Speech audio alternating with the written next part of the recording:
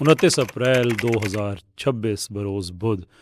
وہ تاریخی دن ہے جب مسلمانوں اور قادیانیوں کے درمیان ایک آفیشیل مناظرہ ہونے جا رہا ہے۔ آخرکار السلام علیکم، میں ہوں کیسر احمد راجہ۔ امید ہے آپ کی طبیعت ٹھیک ہوگی۔ بہت عرصے سے قادیانی مختلف طریقوں سے مناظرے وغیرہ کرنے کی ایک کوشش کرتے ہیں اور اس کے بعد پھر وہ بھاگ جاتے ہیں۔ میرا اپنا بھی تجربہ ہے ایسا۔ اس بھاگنے کے کئی طریقے ہیں، یا تو ٹاپک چینج کر دیں گے، یا ٹاپک پہ سرے سے آئیں گے ہی نہیں، یا مناظرے میں نہیں آئیں گے۔ یعنی یہ 3-4 طرح کی یہ باتیں، اور ٹاپک پہ نہ آنا تو ان کا سب سے بڑا فرار ہوتا ہے۔ لیکن یہاں پہ میں اس فرار کی بات نہیں کر رہا، یہاں پہ میں بات کر رہا ہوں کہ مناظرے میں سرے سے آنا ہی نہیں۔ کئی دفعہ ایسا ہو چکا ہے ایسا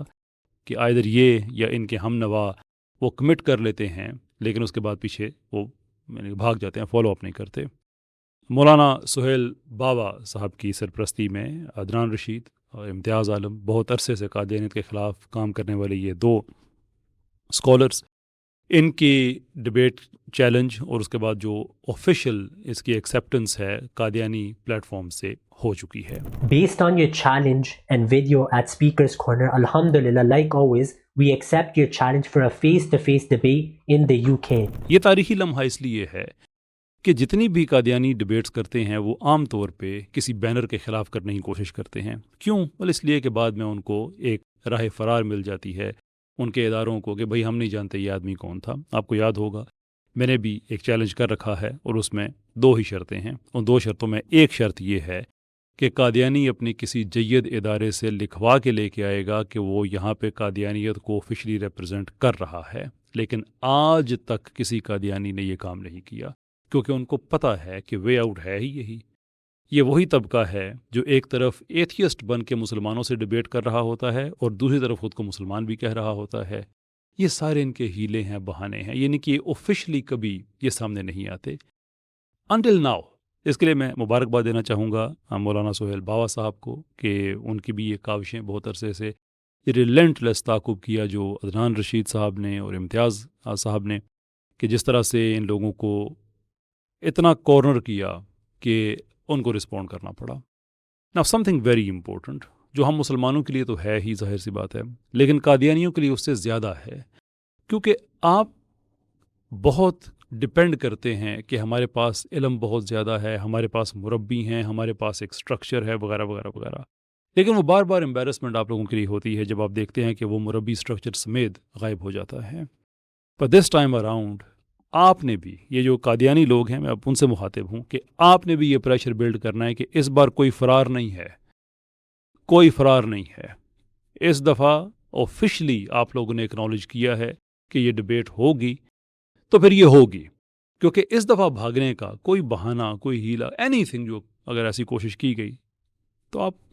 یہ سمجھنے میں کوئی مشکل نہیں ہوگی کہ اس کے کوئی 6 مطلب نہیں ہے، اس کے 2 مطلب بھی نہیں ہے، اس کا ایک ہی مطلب ہے، اور وہ یہ ہے